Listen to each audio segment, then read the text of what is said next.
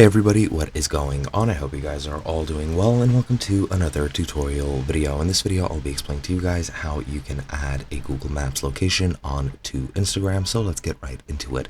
Now, on many Instagram posts, or pretty much on most Instagram posts, you are able to add a location. Now, this is the location for the maps within Instagram itself.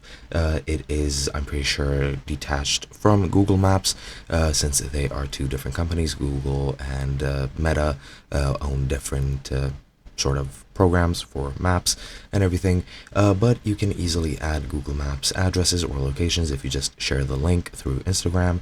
Either add them to your posts or to your links on your profile, whatever, it really does matter. So let's just take an address or a location. So for example, let's go to New York, and let's take, I don't know, Manhattan as an example. So let's just go here, and let's say, for example, Central Park, and let's take, I don't know, the Temple of Dender, and you just select that address, and as you can see, the information for that location pops up, and you can easily click share. Now, once you click share, you can share it through WhatsApp, X, and Gmail directly.